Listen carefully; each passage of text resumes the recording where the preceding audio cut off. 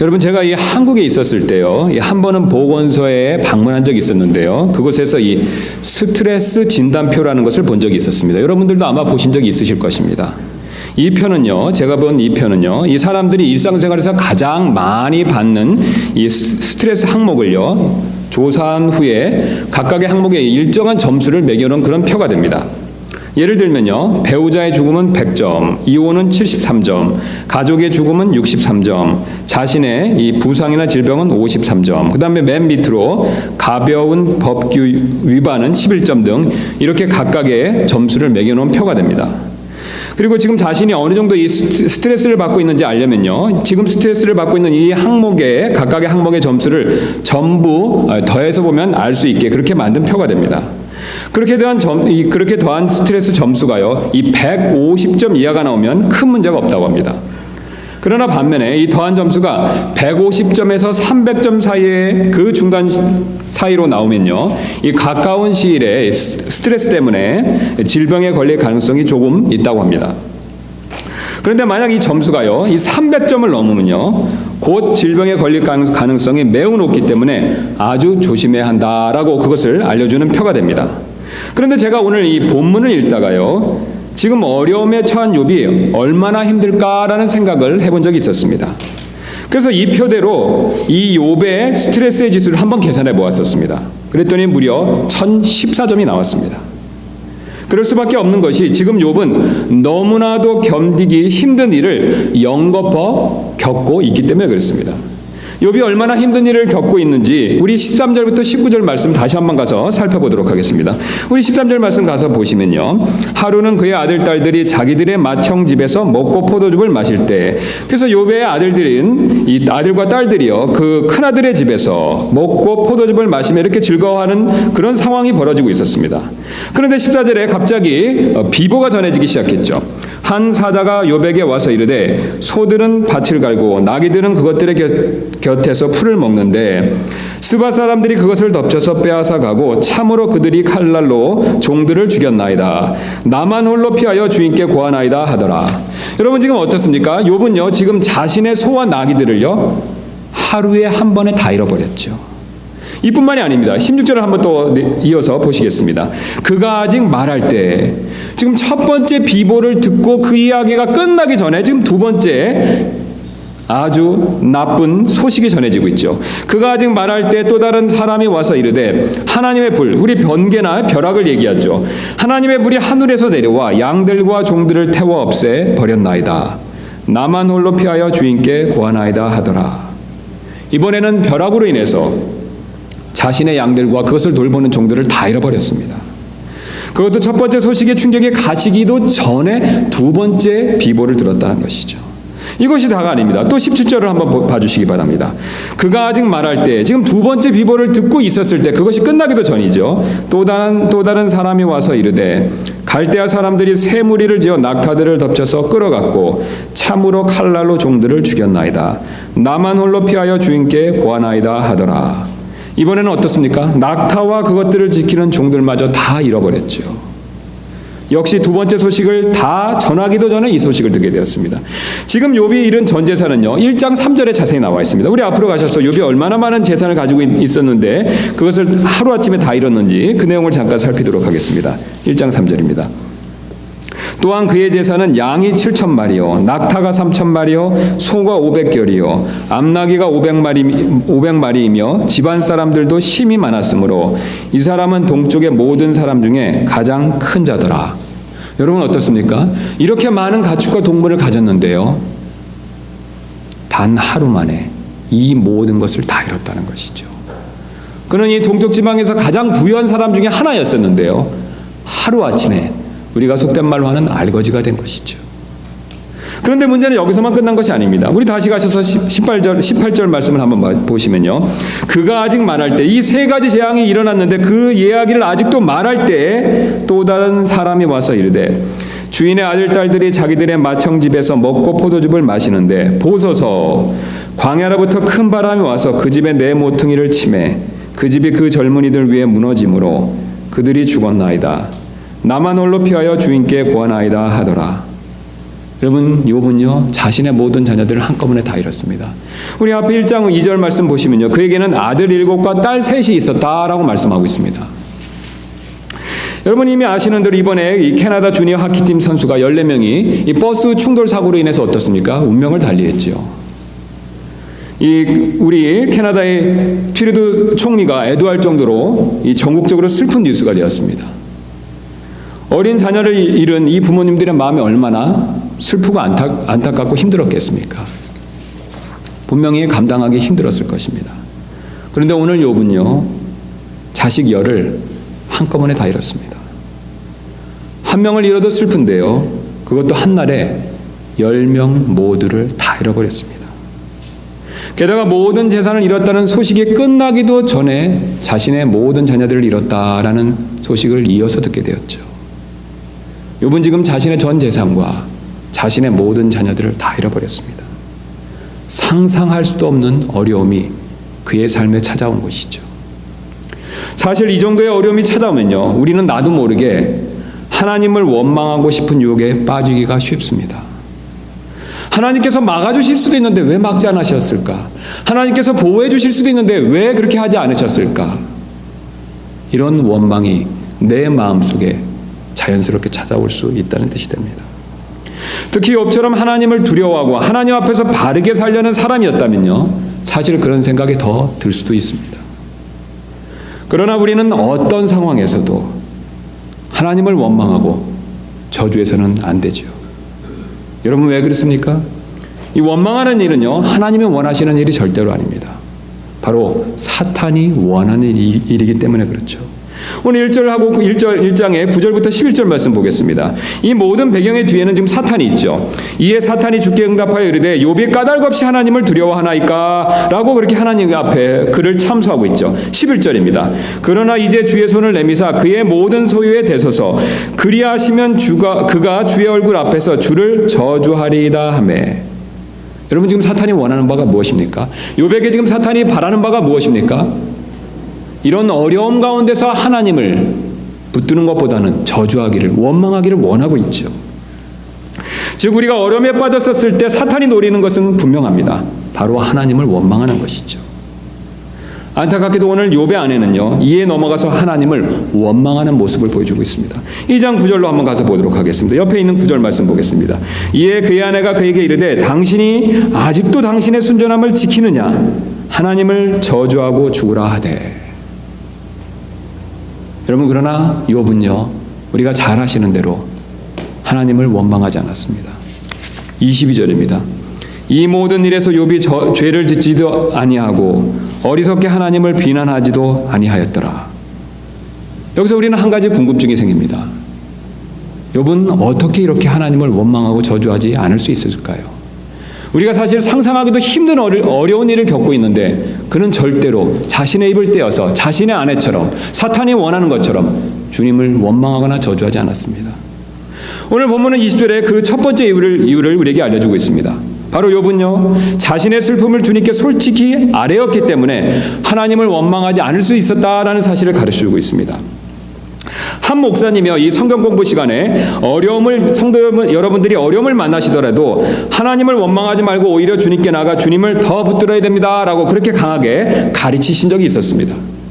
그러자 한 성도분이요, 끝나고 이렇게 목사님에게 반박을 했습니다. 목사님, 저는 도저히 그렇게 할 수 없습니다.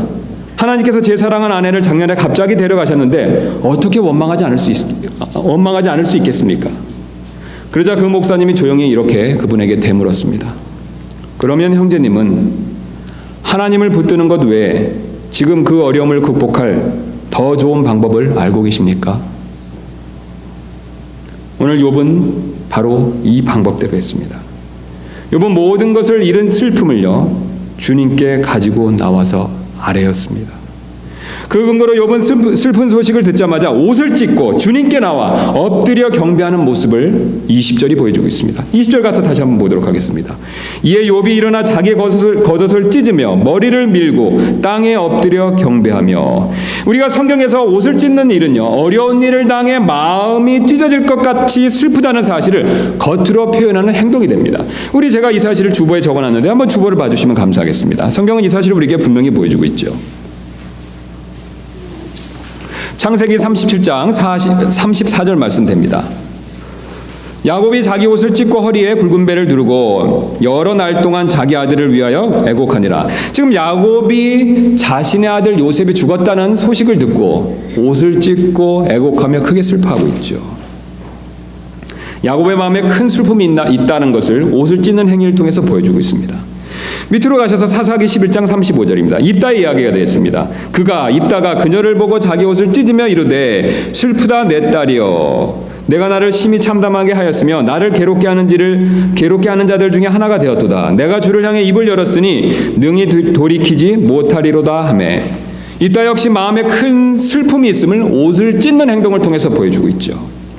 사무엘기하 3장 31절 되겠습니다. 다윗이 요압과 및 자기와 함께 있던 온 백성에게 이르되 너희는 옷을 찢고 굵은 배를 두르고 아브넬 앞에서 애곡하라 하고 다윗 왕이 친히 관을 따라가니라. 역시 다윗이 백성에게 아브넬의 죽음을 옷을 찢으며 슬퍼하라고 그렇게 권면하고 있는 모습이 됩니다. 사무엘기하 13장 19절 되겠습니다. 다말이 자기 머리 위에 재를 뒤집어 쓰고 입었던 채석옷을 찢고 손을 머리 위에 얹고 크게 울며 가니라. 다말 역시 옷을 찢고 크게 슬퍼하는 모습을 보여주고 있죠. 열왕기하 22장 19절입니다. 하나님께서 이렇게 말씀하셨죠. 내가 이곳과 이곳의 거주민들을 대적하여 말한 것, 즉 그들이 황폐한 자가 되고 저주거리가 되리라고 말한 것을 내가 들을 때 내 마음이 연하여 내가 주 앞에서 내 자신을 낮추며 내 옷을 찢고 내 앞에서 울었으므로 나도 내 말을 들었노라. 주가 말하노라. 주님께서 자신의 마음 가운데 슬픔을 가지고 그것을 옷을 찢는 행동을 통해서 하나님 앞에 아뢰었을 때 주님께서 그것을 들으셨다라고 그렇게 말씀하고 계시죠. 에스더기 4장 1절입니다. 모르드게가 이르되 이루어진 모든 일을 깨닫고는 자기 옷을 찢고 굵은 베옷을 입으며 죄를 뒤집어 쓰고 도시 한가운데 나아가 큰 소리로 비통하게 부르짖으며. 모르드게 역시 같은 행동을 보여주고 있습니다. 욥기 2장 12절입니다. 그들 곧 욥의 친구들이 되죠. 그들이 눈을 들어 멀리서 보되 그를 알아보지 못하고 소리를 높여 울며 그들이 저마다 자기 겉옷을 찢고 하늘을 향해 자기 머리 위에 티끌을 뿌리고. 이처럼 성경에서 옷을 찢는다는 것은 마음이 찢어지는 큰 슬픔을 겪고 있다라는 사실을 분명히 보여주고 있습니다. 오늘 욥 역시 옷을 찢음으로써 자신의 큰 슬픔을 겪고 있다라는 사실을 우리에게 분명히 보여주고 있습니다. 그리고 땅에 엎드려 경배함으로써 그 슬픔을 그 누구보다도 주님께 먼저 가지고 나아가는 그런 모습을 또한 우리에게 보여주고 있습니다. 여러분, 여기서 오늘 흥미로운 사실을 한 가지 발견할 수 있게 되는데요. 욥은요, 이 비극적인 소식을 들었었을 때 자기 아내에게 먼저 하소연하지 않았다는 것이죠. 또한 자신의 친구를 찾아가서 위로를 구하지도 않았습니다. 그는 이런 비극적인 슬픈 소식을 들었을 때 곧바로 옷을 찢으며 눈물로 주님께 나아가 아뢰는 그런 모습을 우리에게 보여주고 있습니다. 여러분, 사실 우리 역시 마찬가지가 됩니다. 오늘 만약 우리가요 욥처럼 어려운 일을 만났다면 우리가 가장 먼저 취할 수 있는 가장 지혜로운 방법은 주님께 나아가는 것입니다. 뒤로 물러나 낙담하여 물러설 것이 아닙니다. 이것은 사실 사탄이 원하는 일이죠. 오히려 주님께 나아갈 필요가 있습니다. 왜냐하면 우리가 그렇게 했었을 때 하나님께서는 우리를 외면하지 않으십니다. 오히려 주님께서는 우리의 슬픔을 위로해 주시고 우리에게 힘과 격려를 주시죠. 마태복음 5장 4절에서 예수님께서 이렇게 말씀하셨습니다. 애통하는 자들은 복이 있나니 그들이 위로를 받을 것이기 때문이요. 이사야 51장 12절에서 주님은 또한 이렇게 말씀하셨습니다. 나는 곧 내가 너희를 위로하는 자이거늘 너는 누구이기에 죽을 사람을 무서워하며 풀같이 될 사람의 아들들을 무서워하느냐. 이사야 57장 18절입니다. 내가 그의 길들을 보았은즉 그를 고쳐주리라. 또 그를 인도하여 그와 및 그의 슬퍼하는 자들에게 위로를 회복시켜 주리라. 이어서 이사야 49장 13절은 이렇게 말씀하고 계십니다. 오 하늘들이여 노래하라. 온 땅이여 기뻐하라. 오 산들이여 소리내어 노래하라. 주께서 자신의 백성을 위로하셨은즉 자신의 고난받는 자들에게 긍휼을 베푸시리라. 아멘. 주님은 우리가 원망하는 대신 우리의 슬픔을 주님께 아뢰을 때 이처럼 위로해 주시고 그리고 위로해 주실 것을 약속해 주고 계십니다. 이런 위로를 받았던 다윗은 시편 42편에서 이렇게 고백한 적이 있습니다. 우리 잠깐 가서 확인해 보는 시간 갖도록 하겠습니다. 시편 42편입니다.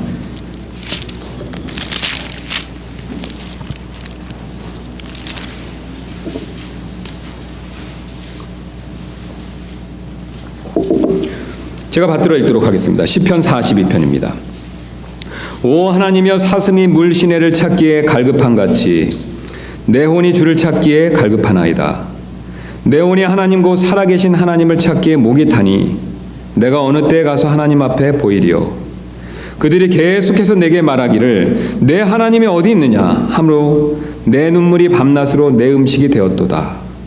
내가 전에 그 물이 곧 거룩한 날을 지킨 무리와 함께 기쁨과 찬양의 소리를 내며 하나님의 집에 갔으므로 이 일들을 기억할 때 내가 내 혼을 내 속에 쏟아내는도다.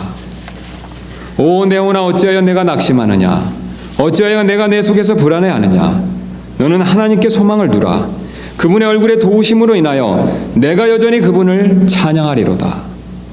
오 나의 하나님이여, 내 혼이 내 속에서 낙심함으로 내가 요르단 땅과 헤르몬 족속의 땅과 미살산에서부터 주를 기억하리이다. 주의 폭우 소리에 기품이 기품을 부르며 주의 모든 파도와 물결이 내 위로 넘어갔나이다. 그리할지라도 주께서 낮에는 자신의 인자하심을 명령하시며 밤에는 그분의 노래가 내게 있으므로 내가 내 생명의 하나님께 기도하리로다. 내 반석이신 하나님께서 하나님께 내가 말하기를 주께서 어찌하여 나를 잊으셨나이까? 내가 어찌하여 원수의 학대로 인해 애곡하며 다니나이까 하리로다. 내 원수들이 내 뼈를 찌르는 칼같이 나를 모욕하며 날마다 내게 말하기를 내 하나님이 어디 있느냐 하는도다. 오 내 혼아, 어찌하여 내가 낙심하느냐? 어찌하여 내가 내 속에서 불안해하느냐? 너는 하나님께 소망을 두라. 내 얼굴의 건강이시요 내 하나님이신 그분을 내가 여전히 찬양하리로다. 아멘. 이처럼 우리는 어려운 일을 만났다 하더라도 다윗처럼 욥처럼 원망되신 주님께 더 나아갈 필요가 있습니다. 그럴 때 오늘 주님께서 약속해 주신 이 말씀들처럼 우리는 참 위로와 도움을 분명히 받을 수 있을 것입니다. 이뿐만이 아닙니다. 오늘 욥이 어려운 일을 만났을 때 하나님을 원망하지 않을 수 있었던 또 다른 이유가 있습니다.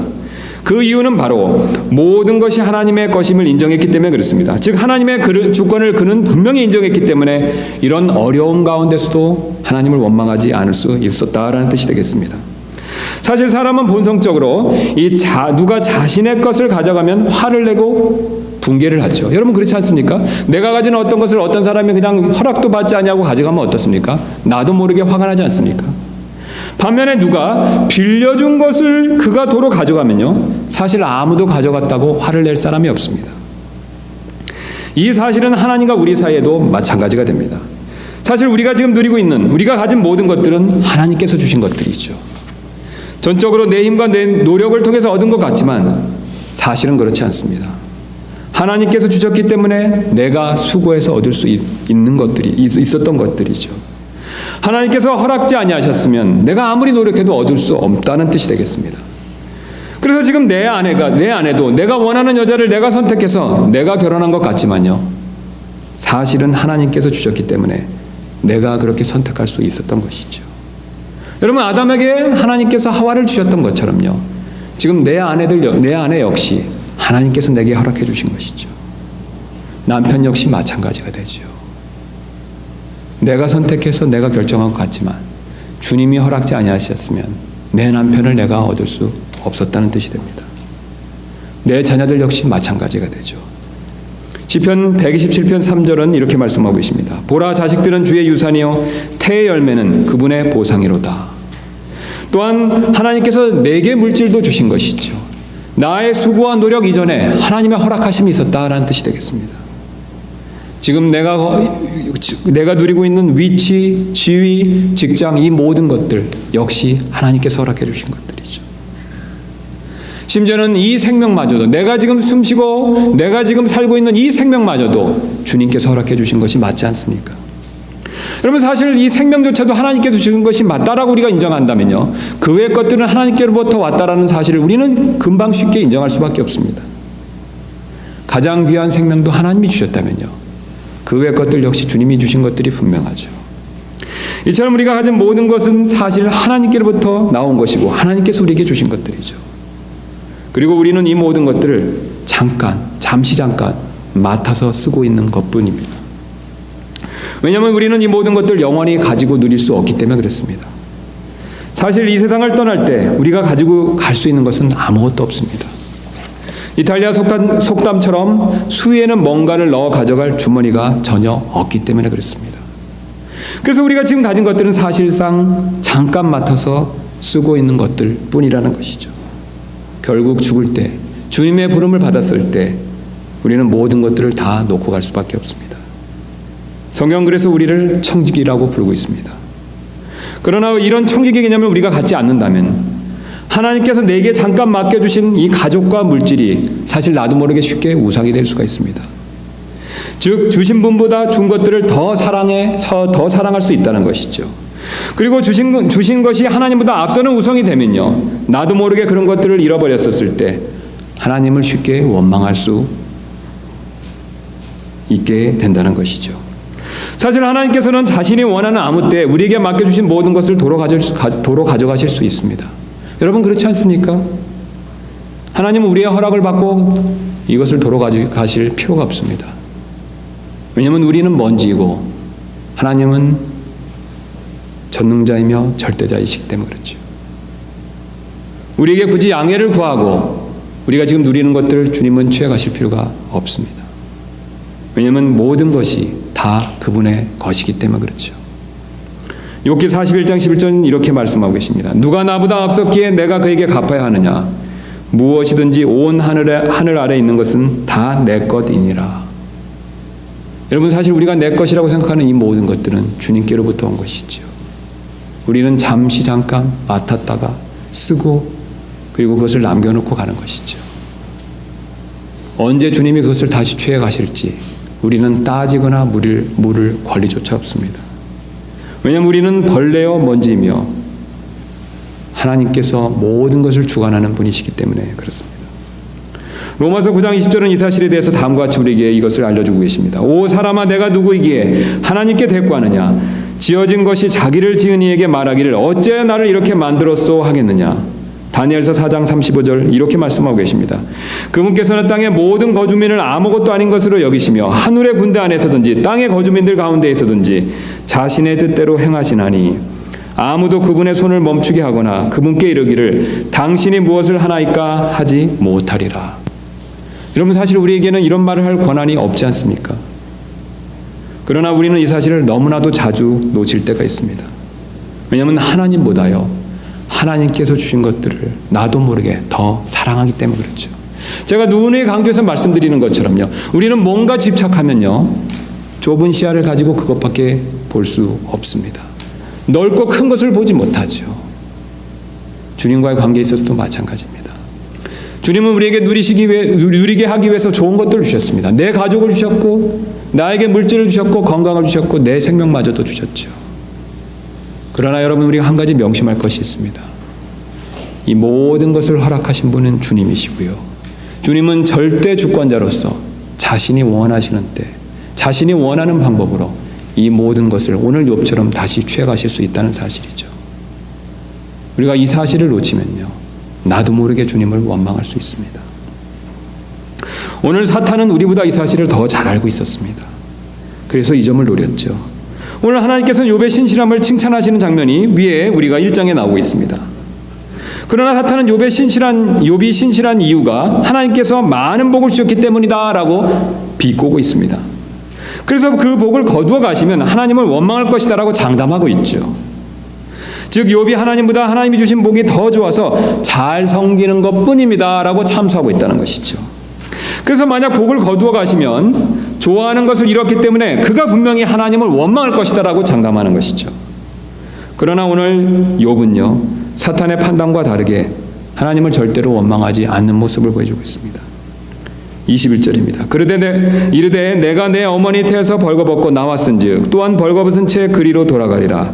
주신 분도 주시어 가져가신 분도 주시니 주의 이름이 찬송을 받을지어다 하고. 지금 욥이 원망 대신 오히려 하나님을 찬양할 수 있었던 이유는요 바로 하나님께서 주신 복보다 하나님을 더 붙들었기 때문에 그렇죠. 반면 욥의 안에는 이 점에 있어서 실패했습니다. 그래서 원망하는 모습을 보여주고 있죠. 9절부터 10절 한번 가서 보시도록 하겠습니다. 이에 그의 아내가 그에게 이르되 당신이 아직도 당신의 순전함을 지키느냐 하나님을 저주하고 죽으라 하되 욥의 아내는 이 점에 있어서 실패했죠. 그래서 하나님께서 좋은 것을 주셨을 때 아마 그녀는요 우리처럼 신앙이 좋은 사람이었을지도 모르겠습니다. 그러나 하나님의 허락을 통해서 사탄의 역사로 이 모든 것을 잃었을 때 그녀는 하나님을 원망하고 있습니다. 그러자 욥이 10절에서 이렇게 말하고 있죠. 그가 그녀에게 이르기를 당신이 어리석은 여자들 중에 하나가 말하니 무슨 까닭이냐 우리가 하나님의 손에서 좋은 것을 받으며 또 나쁜 것을 받지 아니하겠느냐 하고 이 모든 일에서 욥이 자기 입술로 죄를 짓지 아니하니라. 여러분 지금 욥이 동일한 얘기를 하고 있지 않습니까? 주신 분도 하나님이시요 가져가시는 분도 하나님이시라는 거죠. 욥은 그 사실을 잊지 않았습니다. 그 사실을 기억했기 때문에 하나님을 원망하지 않고 반대로 놀랍게도 오히려 주님을 찬양하는 모습을 보여주고 있죠. 욥의 아내가 하나님을 원망했던 이유는 바로 하나님보다 하나님이 주신 복을 더 붙들었기 때문에 그렇습니다. 사탄이 앞에서 내린 판단이 적중했다라는 것을 보여주고 있습니다. 10절에 가서 다시 한번 보시면 주께서 그와 그의 집과 그의 모든 소유를 사방에서 울타리로 두르지 아니하셨나이까 주께서 그의 손에 하는 일에 복을 주시니 그 땅에서 그의 재산이 불어났나이다. 그러나 이제 주의 손을 내미사 그의 모든 소유에 대소서 그리하시면 그가 주의 얼굴 앞에서 주를 저주하리이다 하매. 여러분 어떻습니까? 사탄은요 이처럼 우리가 하나님보다 하나님 주신 것들을 더 잘 붙든다는 사실을 분명히 더 잘 알고 있습니다. 그래서 우리에게 어려운 일이 닥치면요 항상 이 점을 노리고 하나님을 원망하게 만든다는 것이죠. 그러나 우리가 이렇게 되지 않도록 성경은 하나님이 주신 복보다 하나님을 더 붙들어야 된다라는 사실을 강조하고 있습니다. 그래서 하나님께서 아브라함에게 이렇게 말씀하신 적이 있는데요. 창세기 15장 1절입니다. 이 일들 뒤에 주의 말씀이 환상 속에서 아브라함에게 임하여 이르시되 아브라함아 두려워하지 말라. 나는 내 방패여 내가 받을 지극히 큰 보상이니라 하시니. 여러분 지금 하나님께서 아브라함에게 놀라운 말씀을 하고 계시지 않습니까? 지금 하나님께서 아브라함을 부르신 목적은요 복 주시기 위해서지요. 그런데 그 복을 주시기 전에요 놀랍게도 주님 자신이 바로 너에게 큰 방패가 되며 보상이 될 것이다 라는 사실을 말씀하고 있습니다. 우리 주님은요 주님이 주신 것보다 주님 자신을 우리가 더 붙들고 신뢰하기를 원하고 계십니다. 그래서 시편 73편 26절은요 이렇게 고백하고 있습니다. 내 육체와 내 마음이 쇠약하오나 하나님은 내 마음의 힘이시요 영원토록 내 몫이 나이다. 아멘. 이 사실을 알았던 하박국은 이렇게 고백한 적이 있습니다. 우리 하박국 3장 17절부터 18절 되겠습니다. 비록 무화과 나무가 꽃을 피우지 못하고 포도나무에 열매가 없으며 올리브나무에 수고의 열매가 없고 밭이 먹을 것을 내지 아니하며 우리에게 양떼가 끊어지고 외양간에 소떼가 없을지라도 나는 여전히 주를 기뻐하며 내 구원의 하나님을 기뻐하리로다. 아멘. 여러분 지금 하박국의 고백이 놀랍지 않습니까? 먹을 것이 없고 가진 것이 없어도요 그는 주님을 붙들고 있기 때문에 오히려 주님을 기뻐한다라고 그렇게 신앙의 고백을 하고 있습니다. 이처럼 하나님께서 주신 복보다 하나님을 더 의지할 때 우리는 오늘 욥처럼 하나님을 원망하지 않고 오히려 사실 주님을 더 신뢰할 수 있습니다. 여러분 왜 그렇습니까? 사실 우리가 가진 모든 것들은 다 사라질 수가 있습니다. 그러나 우리가 믿고 섬기는 주님은요 절대로 사라지거나 우리를 버리시는 분이 아니시라는 것이죠. 사실 우리가 믿는 모든 것들이 나를 떠나갈 때가 있습니다. 내 아내도 내 남편도 내 자녀들도 내가 아는 모든 사람들이 나를 떠나갈 때가 있죠. 그러나 영원하신 주님은요 절대로 우리를 떠나지 않는 분이시라는 것이죠. 모든 것이 또한 내게 슬픔을 줄 때가 있지만요 우리 하나님께서만 나에게 참 위로를 주실 수 있는 분이십니다. 이 19세기 욥이라고 불리었던 이 호레시오 스패포드라는 사람이 있었습니다. 이 사람은 이 시카고에서 성공한 변호사였는데요. 성공한 변호사였을 뿐만 아니라 그는 린드 대학교하고 시카고 대학교의 법리학 교수였고 또 노스웨스트 신학교의 이사이기도 했던 사람이었습니다. 또한 그는요, 이 세계적인 전도자인 이 무디 목사님과 절친한 친구로서 이 무디 교회 회계 집사와 주일학교 교사로 섬겼던 아주 신실한 그런 신앙인이었습니다. 그런데 그가 43세가 되던 1872년에 이 발생한 시카고 대화재로 인해서 그는 자신의 전 재산을 잃게 되었습니다. 이 재난 직전에는요, 급성 전염성 피부 질환으로 인해서 첫째 아들도 잃게 되는 그런 불행을 겪게 되었습니다. 전 재산과 첫째 아들을 잃은 엄청난 시련 앞에서 이 스패포드와 그의 가족은요, 휴식이 절대적으로 필요했었습니다. 그래서 그는 아내와 네 딸과 함께 유럽에서 잠깐 휴식을 취하기로 그렇게 결정을 했습니다. 때마침 유럽에서 복음 전도 사역을 전개하고 있던 친구 무디의 전도 집회도 돕고 싶은 마음에 그렇게 그는 결정을 했던 것이죠. 그래서 자신은 나중에 떠나기로 하고 먼저 아내와 네 딸을 뉴욕항에서 프랑스 여객선에 태워 보내게 되었습니다. 그런데 그 여객선은 7일 뒤에 대서양 항복판에서 영국 군함과 정면 충돌하여 226명의 생명을 안고 바닷속으로 가라앉는 그런 사고가 일어났습니다. 이 226명 가운데에는 그의 네 딸도 포함되어 있었습니다. 그의 아내만 겨우 살아남아 혼자만 살아남았음이란 짤막한 전문을 남편에게 보냈습니다. 이 소식을 전해든 스패포드는 앞이 캄캄해졌습니다.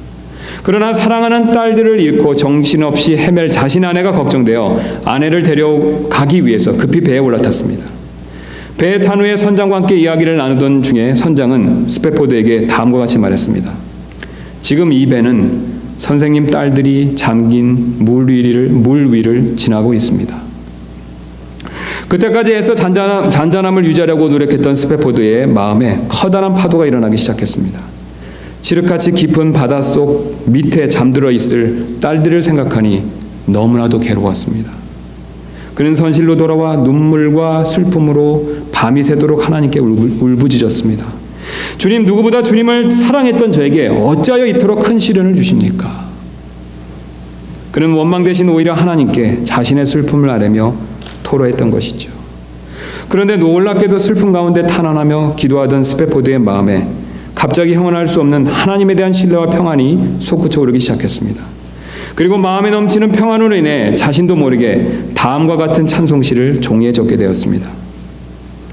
내 평생에 가는 길 순탄하여 늘 잔잔한 강 같든지 큰 풍파로 무섭고 어렵든지 나의 영혼은 늘 편하다. 내 영혼 평안해. 내 영혼 평안해. 저 마귀는 우리를 삼키려고 입 벌리고 달려와도 주 예수는 우리의 대장되니 끝내 싸워서 이기겠네. 내 영혼 평안해. 내 영혼 평안해. 내 지은 죄 주홍빛 같더라도 주 예수께 다 아뢰면 그 십자가 피로써 다 씻으사 흰 눈보다 더 정하리라. 내 영혼 평안해. 내 영혼 평안해. 저 공중에 구름이 일어나며 큰 나팔이 울 때 주 오셔서 세상을 심판해도 나의 영혼은 겁 없으리. 내 영혼 평안해. 내 영혼 평안해. 이 찬송시가 바로 우리가 잘 아는 찬송가 470장 내 평생에 가는 길이 됩니다.